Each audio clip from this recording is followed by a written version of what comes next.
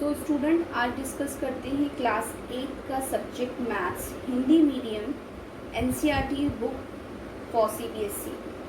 Chapter 1 start करते हैं class 8 का, जिसका नाम है परिमेय संख्याएं। परिमेय संख्याएं स्टार्ट होने से पहले इस चैप्टर में आप जो बेसिक है पहले वो क्लियर करना बहुत ज़रूरी है, बिकॉज आपको जब बेसिक नहीं आएगा तो आप आगे के कॉन्सेप्ट क्लियर नहीं कर पाएंगे। तो इसके लिए बेसिक थोड़ा सा ले लेते हैं। सबसे पहले आपने क्लास 6 में और 7th में प्राकृतिक संख्याएं पढ़ी थी। प्राकृतिक संख्याएं और पूर्ण संख्याओं में बच्चे अक्सर कंफ्यूज रहते हैं। प्राकृतिक संख्याएं वो होती हैं जो आपकी 1 से स्टार्ट होती हैं, 1 2 3 4 5 6 एंड सो ऑन। पूर्ण संख्याएं वो होती हैं जो आपकी 0 से स्टार्ट होती हैं, लाइक 1 2 3 4 एंड सो ऑन। प्राकृतिक संख्याएं जो 1 से स्टार्ट होती हैं, पूर्ण संख्याएं जो आपकी 0 से स्टार्ट होती हैं। प्राकृतिक संख्याओं को इंग्लिश में नेचुरल नंबर कहते हैं, पूर्ण संख्याओं को होल नंबर कहते हैं। पूर्णांक क्या होते हैं? पूर्णांक आपके धनात्मक और ऋणात्मक दोनों होते हैं, मतलब नेगेटिव और पॉजिटिव दोनों ही होते हैं। नेगेटिव पॉजिटिव से समझ रहे हैं आप? वो जमा में भी होते हैं और घटा में भी होते हैं। आपने प्लस माइनस का क्लास 7 से ही कॉन्सेप्ट पढ़ा है। पूर्णांक को जान लेते हैं। पूर्णांक आपके नेगेटिव और पॉजिटिव दोनों होते हैं, यानी जमा में भी होते हैं और घटा में भी होते हैं। Like first 1 -1, 2 -2, 3 -3, 4 -4, 5 -5। इस तरीके से आपके पूर्णांक होते हैं। तो अगर पॉजिटिव अगर बात करें पॉजिटिव की, तो पॉजिटिव कौन कौन से हैं यहाँ पर? 1 2 3। और नेगेटिव बात करें तो नेगेटिव कौन से हैं आपको? -1 -2 -3। तो धनात्मक आपके ये हो गए और ऋणात्मक आपके 1 2 3 हो गए।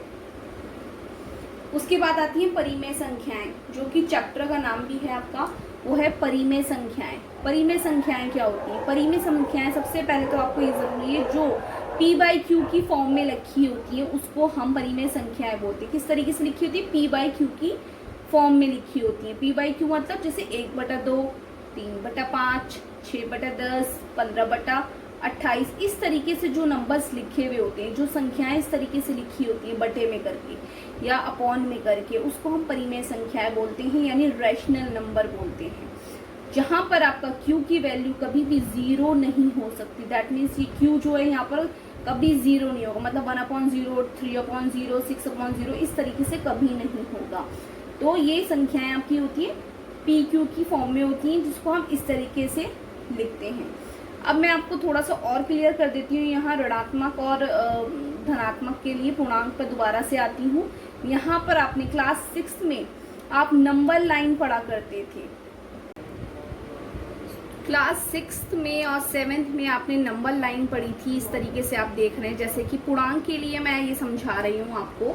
आपने नंबर लाइन पढ़ी थी जिसमें सीधी तरफ यानी राइट हैंड साइड की तरफ सारे नंबर आपके कैसे होते थे? सारी संख्याएं प्लस में होती थी। और लेफ्ट हैंड साइड में सारे नंबर कैसे होते थे? माइनस में होते थे। ठीक है, मैं आपके यहाँ बाइलिंगुअल लैंग्वेज यूज़ करूँगी ताकि आपको क्लियर हो यहाँ पर चीज़ें।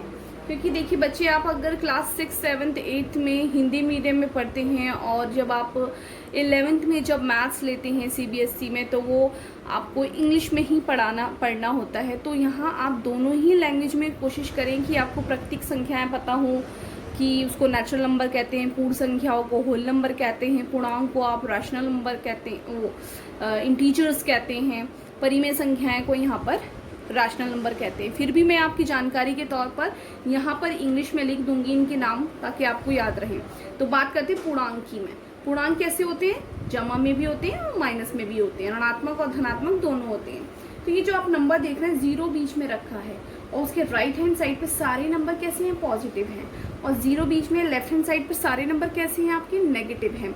1 -1, 2 -2, 3 -3, 4 -4, 5 -5। तो ये नंबर जो मैंने यहाँ लिखे थे वो मैंने इस तरीके से पिक किए थे ताकि आपको याद रहे ये नंबर। तो यहाँ पर मैं एक बार और शो कर रही हूँ। प्राकृतिक संख्याओं को नेचुरल नंबर कहते हैं, पूर्ण संख्याओं को होल नंबर कहते हैं, पूर्णांक को इंटीजर्स कहते हैं, और परिमेय संख्याओं को रैशनल नंबर कहते हैं। इंटीजर आपको पता है नेगेटिव और पॉजिटिव दोनों होते हैं। क्लियर? चलिए, परिमेय संख्याओं में कुछ गुणधर्म हैं, कुछ प्रॉपर्टीज़ हैं, ये नोट के तौर पर आप याद रखिएगा इसको, क्योंकि सारी एक्सरसाइज जो है आपकी इसी प्रॉपर्टीज़ पर बेस है। एक्सरसाइज 1.1 ऑलमोस्ट इसी पर बेस है आपका। तो फर्स्ट है आपका क्रम विनिमय गुणधर्म, ये इंग्लिश में इसको प्रॉपर्टी कहते हैं। तो फर्स्ट प्रॉपर्टी जो है वो कम्यूटेटिव है, कम्यूटेटिव प्रॉपर्टी और क्रम विनिमय गुणधर्म। तो क्रम विनिमय गुणधर्म का एक एग्जाम्पल लेते हैं, जैसे कि a प्लस बी किसके बराबर होगा, b प्लस ए के बराबर होगा। ये कहते हैं क्रम विनिमय में कहते हैं कि a जमा बी बराबर है b जमा ए। मतलब जैसे कि अगर मैं यहाँ पर 1 रखूँ, 1 जमा 1 क्या मिलेगा मुझे 2, और यहाँ पर भी a की वैल्यू कितनी है, b की वैल्यू भी 1, a की भी 1, तो 1 + 1 = 2 मिलेगा मुझे। तो जैसे कि मैं a की वैल्यू हम ले लेते हैं 2, b की वैल्यू ले लेते हैं 3। अब यहाँ पर रखते हैं इस पूरे में, a की वैल्यू मैंने क्या ली है 2, b की वैल्यू क्या ली है 3। जहाँ जहाँ a है वहाँ 2 रख देंगे, जहाँ जहाँ b है वहाँ 3 रख देंगे और इसको सॉल्व करेंगे। 3 और 2 5 और 3 और 2 5। तो आपको क्या ये हुआ, दोनों साइड जो है इक्वल है। ये राइट हैंड साइड है क्योंकि ये सीधे हाथ पर होती है, लेफ्ट हैंड साइड क्योंकि उल्टे हाथ पे होती है। तो दाहिना और बाइना दोनों इक्वल है आपका, इसे बोलते हैं क्रम विनिमय गुणधर्म। बात आती है एसोसिएटिव प्रॉपर्टी, दैट मीन्स सहचार्य गुणधर्म। इसमें क्या होता है, आप यहाँ पर इस चीज़ को देखिए, इसको याद रखेंगे तो आप कोई सा भी क्वेश्चन कर सकते हैं। अगर आपसे कोई टीचर सवाल करता है सहचार्य गुणधर्म क्या होता है, आप फटाफट ये प्रॉपर्टी ध्यान रखिए, अपना ये एग्जांपल याद रखिए। a प्लस बी ब्रैकेट में b plus C is equals to a plus B plus C. आपने क्या नोट करा, पहले में तो a को आपने बाहर रखा है, ब्रैकेट में सिर्फ आपने b और c को लिया है। दूसरी बार में क्या करा आपने, a और b को ब्रैकेट में रख लिया और c को बाहर अलग प्लस करा। तो ऐसा करने पर ये कहता है कि आप a b c ए की मतलब कोई सी भी वैल्यू ले लो, बी की कुछ भी ले लो, सी की कोई भी वैल्यू ले लो आप, और यहाँ जब आप इस प्रॉपर्टी में रखेंगे, इस गुणधर्म में रखेंगे तो आपका आंसर बराबर आएगा। क्यों, क्योंकि बीच में बराबर का निशान है। बराबर मतलब हो गया आपका दोनों साइड इक्वल होंगी। यहाँ पर हम ए की वैल्यू को 2 ले लेते हैं, बी की 3 ले लेते हैं, सी की 4 ले लेते हैं। तो जो ए की हमने लिए 2 3 4, 2 3 4 रख के देख लीजिए, हमने रखा 2 3 4, जहाँ जहाँ हमारा a था हमारा 2 रख दिया, जहाँ b था वह 3 रख दिया, और जहाँ c था आपने 4 रख दिया। सिर्फ आपका फ़र्क कितना है, आपका फ़र्क इतना है कि यहाँ ब्रैकेट, ये जो आप ब्रैकेट देख रहे हैं ना, ब्रैकेट पहले हमारा b और c पर था, इसमें a और b पर है। अब फ़र्क देखते हैं कैसे। चलिए आप पहले ब्रैकेट को सॉल्व करते हैं। सबसे पहले हम किसको सॉल्व करते हैं, ब्रैकेट को सॉल्व करेंगे यहाँ पर। तो ब्रैकेट देखिए, अब 3 और 4 को प्लस करेंगे तो आपका क्या आएगा 7, 3 और 2 को प्लस करेंगे क्या आएगा आपका 5। तो 5 और 4 को बाद में आपने 5 और 4 को भी प्लस करा तो कितना आया 9। यहाँ 2 और 7 को प्लस किया तो आपका कितना आया 9। तो आपने दोनों को ही चेक करा, आंसर क्या आ रहा है आपका इक्वल आ रहा है। तो ये प्रॉपर्टी भी आपकी क्लियर है।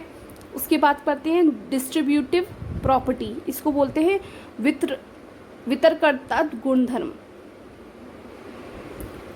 इस प्रॉपर्टी में क्या है आपका, अब यहाँ पर देखिए a डॉट, ये डॉट का मतलब क्या है मल्टीप्लाई यानी गुणा। a डॉट ब्रैकेट में b plus c equal a dot b plus a dot c। Clear. तो इसमें क्या है, डॉट का मतलब क्या है मल्टीप्लाई, तो ये ब्रैकेट है, आप यहाँ पर देख रहे हैं b प्लस सी ब्रैकेट में लिखा हुआ है। तो आपने क्लास 6 में, क्लास 7 में ये कॉन्सेप्ट क्लियर किया था, जब आपके पास कोई डिजिट बाहर रखी है तो उसको 1 बाय 1 अंदर ब्रैकेट खोलते हैं और मल्टीप्लाई करते हैं। जब मैं इस ब्रैकेट को खोलूंगी तो a को एक बार इससे मल्टीप्लाई करेंगे आप, एक बार आप c से मल्टीप्लाई करेंगे। जब a को आपने b से मल्टीप्लाई करा तो आपका क्या a डॉट b। आगे बढ़ने से पहले बीच में किसका निशान है, जमा का निशान लगाया आपने। फिर क्या है a dot c। Clear, a dot c. अब इसमें आप यहाँ पर a b c में कोई भी वैल्यू अपने पास से रख के देखिए। मैं यहाँ पर 2 3 4 रख रही हूँ, a की जगह पे 2, b की जगह पे 3, c की जगह पे 4। तो 2 3 4 मैंने रख लिए, दोनों साइड पे। क्लियर करते हैं हम यहाँ पर क्वेश्चन को। तो आप पहले ब्रैकेट को सॉल्व करेंगे। ब्रैकेट में क्या है 3 + 4 इज 7, 2 को एज इट इज़ रखा आपने। 2 3 ज़ा 6 और 2 4 ज़ा 8। अब 8 को और 6 को प्लस कर लीजिए, कितना आएगा आपका 14। 6 और 8 प्लस करेंगे तो 14 और 7 2 ज़ा 14 है, 7 दूनी 14। तो दोनों का आंसर आपका कैसा आ रहा है, इक्वल आ रहा है। तो सबसे पहले याद रखिए आप ब्रैकेट को सॉल्व करना होता है आपको। यहाँ पर आपने इसमें बोर्ड मार्क्स के अकॉर्डिंग आप प्लस पहले करेंगे, उसके बाद आपका ये तीनों प्रॉपर्टी क्लियर होती हैं।